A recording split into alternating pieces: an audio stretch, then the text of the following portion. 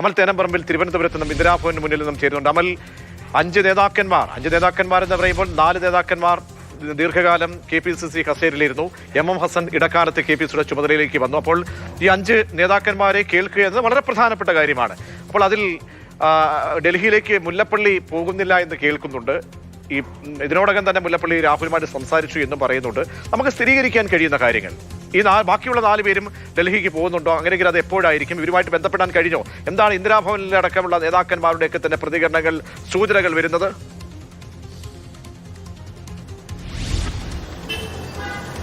K Muraleedharan ഡൽഹിക്കുണ്ട്, ആ കാര്യം ഉറപ്പിക്കുന്നു.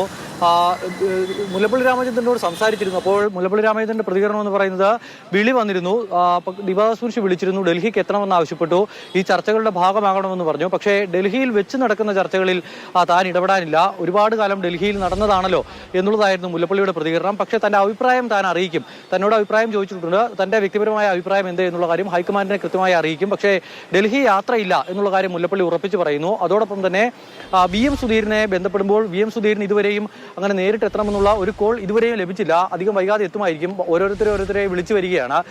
പിന്നീടുള്ളത് കെ മുരളീധരനാണ്. കെ മുരളീധരൻ പോകുമെന്ന കാര്യം ഉറപ്പിക്കുന്നു. MM ഹസനും ഡൽഹിക്ക് തന്നെയാണ്. ഡൽഹിയിൽ ഇത്തിരി അഭിപ്രായം പറയും.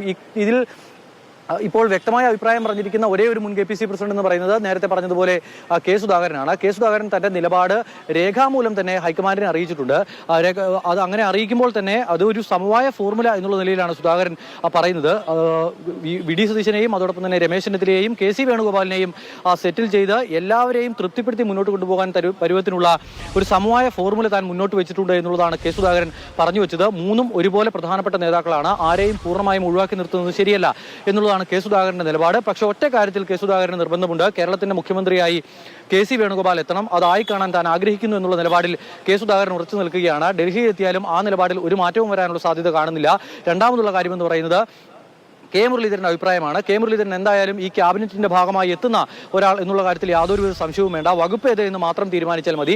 അപ്പോൾ അങ്ങനെ ക്യാബിനറ്റിന്റെ ഭാഗമാകാനായി ഇരിക്കുന്ന ഒരാളുടെ അഭിപ്രായത്തിന് വലിയ പ്രാധാന്യമുണ്ടാകും. മുൻ KPCC അധ്യക്ഷനാണ്. അങ്ങനെ വളരെ പ്രധാനപ്പെട്ട പദവികളിൽ ഇരുന്ന് വന്ന കെ മുരളീധരൻ മുതിർന്ന നേതാവാണ്. ആ മുരളീധരന്റെ അഭിപ്രായം എന്ത് എന്നുള്ളത് വളരെ ആകാംക്ഷയോടുകൂടി കേരളം കാത്തിരിക്കുകയാണ്. കെ മുരളീധരന്റെ അഭിപ്രായം മനസ്സിലാക്കാവുന്നതനുസരിച്ചാണെങ്കിൽ VD സതീശൻ ക്യാമ്പ് ആദ്യഘട്ടത്തിൽ ഉറപ്പിച്ച ഒരു പിന്തുണയായിരുന്നു കെ മുരളീധരന്റെ പിന്തുണ. പക്ഷേ അത്തരത്തിലുള്ള ചർച്ചകൾ ബാലഗോപാലും ബസന്തും ഒക്കെ തന്നെ നൽകുന്ന വിവരങ്ങൾ അനുസരിച്ചൊക്കെ ആണെങ്കിൽ നമുക്ക് പല അനുമാനങ്ങളിലേക്ക് പോകാം. ഒരു കൃത്യമായ ഒരു അഭിപ്രായത്തിലേക്ക് നമുക്ക് പോകാൻ കഴിയില്ല. പക്ഷേ ഓരോ ദിവസം എന്താണ്, ഇന്നോ നാളെയോ പ്രഖ്യാപനം ഉണ്ടാകുമെന്ന് കേട്ടു. ഓരോ ദിവസം കഴിയുമ്പോൾ എന്താണ് പ്രശ്നം സങ്കീർണമായി കൊണ്ടിരിക്കുന്നു.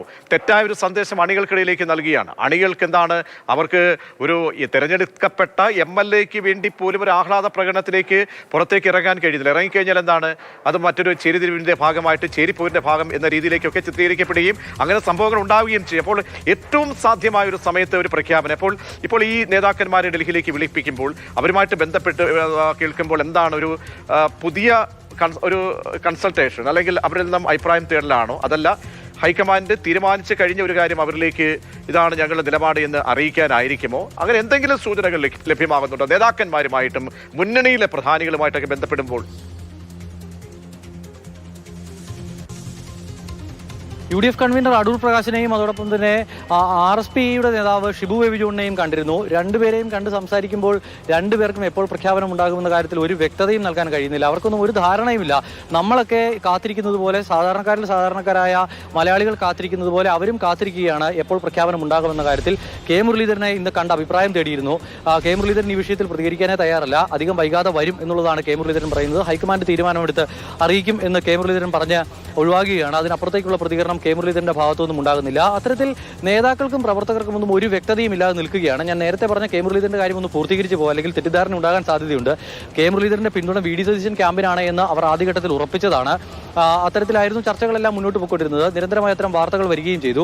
അതിന് പിന്നാലെയാണ് നിർണായകമായ ഒരു സന്ദർശനം, ഒരു കൂടിക്കാഴ്ച ഉണ്ടാകുന്നത്.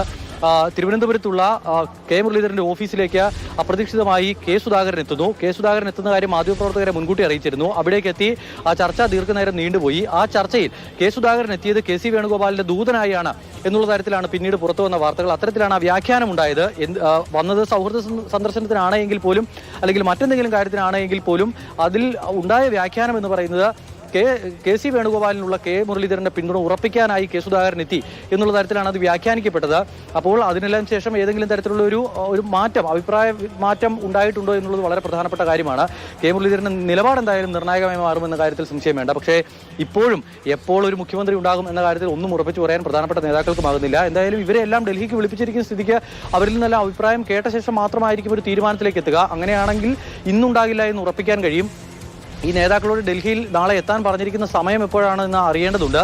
കഴിഞ്ഞ ദിവസം KPCC അധ്യക്ഷനെയും അതോടൊപ്പം തന്നെ രമേശ് ചെന്നിത്തലയെയും വി ഡി സതീശനെയും ഡൽഹിയിലേക്ക് വിളിപ്പിക്കുന്ന സമയം എന്ന് പറയുന്നത് അവരെ ഈ കാര്യം അറിയിക്കുന്നത് പോലും പുക എപ്പോൾ ഉയരും ഡൽഹിയിൽ നിന്നും എങ്ങനെ കൗതുകത്തോടുകൂടി രാഷ്ട്രീയ കേരളം ഉറ്റുനോക്കുമ്പോഴാണ് പുതിയ ട്വിസ്റ്റാണോ അതല്ല മറ്റ് നീക്കത്തിന്റെ ഭാഗമായിട്ടാണോ ഈ 5 നേതാക്കന്മാരെ ഡൽഹിക്ക് വിളിപ്പിക്കുന്നത് എന്ന ചോദ്യം കൂടി ഉയരുകയാണ്.